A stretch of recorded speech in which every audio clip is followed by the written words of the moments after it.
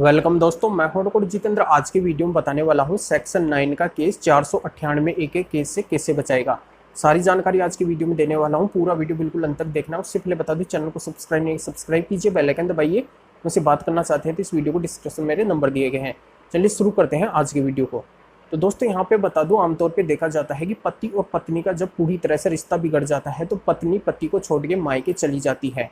तब मायके जाएगी तो वहाँ पे जाते ही वो 498 ए और 125 सीआरपीसी यानी मेंटेनेंस का केस जरूर करेगी। तो इस कंडीशन में जब पत्नी पति को छोड़ के जाए तो पति को वहाँ पे एक्टिव हो जाना है और एक्टिव होते हुए सेक्शन 9 का केस कर देना है। यानी कि पत्नी उसके ऊपर 498 ए और 125 का केस करे, उससे पहले ही पति को सेक्शन 9 का केस कर देना है। अब सेक्शन 9 के फायदे क्या क्या हैं जो 498 ए के केस से बचाएगा। तो पहला फायदा इसमें आता है कि पति को पुलिस परेशान नहीं करेगी अगर वो पहले ही सेक्शन 9 का केस कर देता है। परेशान कैसे नहीं करेगी कि पत्नी मायके जाते ही 498 ए का केस करेगी, 125 उसका मेंटेनेंस का करेगी।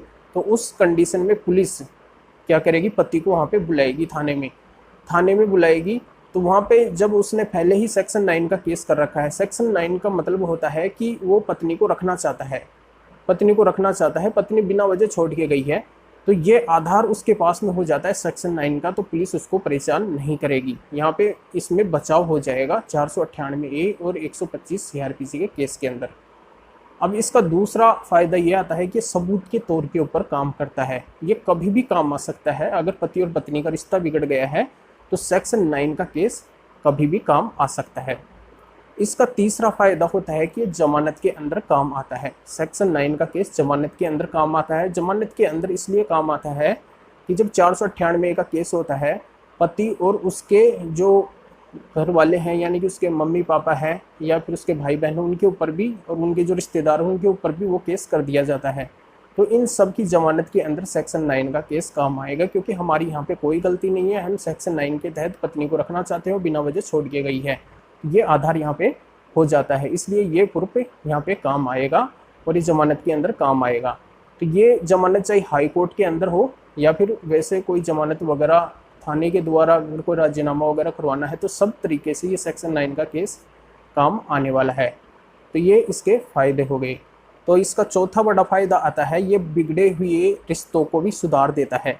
यानी कि अगर पति और पत्नी के बीच में रिश्ता बिगड़ चुका है तो इस रिश्ते को सुधारने का काम भी सेक्शन 9 का केस करता है। इसका पांचवा फायदा आता है कि जब पत्नी 498 ए का केस पति के ऊपर करती है तो पति को वहाँ पे वकील भी करना पड़ेगा, उस डेट के ऊपर भी जाना पड़ेगा जब उसकी पेशी वगैरह लगेगी, यहाँ पे उसका खर्चा भी होगा। तो उस कंडीशन में अगर पति पहले ही उसके ऊपर सेक्शन 9 का केस कर देता है तो उस कंडीशन में पत्नी को भी वहाँ पे वकील करना पड़ेगा और उसको भी वहाँ पे तारीखों पे आना पड़ेगा, उसकी भी प्रक्रिया चलेगी। तो इस तरीके से जब पति परेशान होगा तो पत्नी को भी परेशान होना पड़ेगा।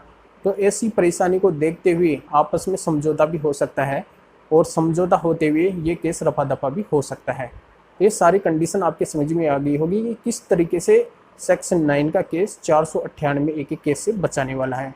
इसके बहुत बड़े फायदे होते हैं।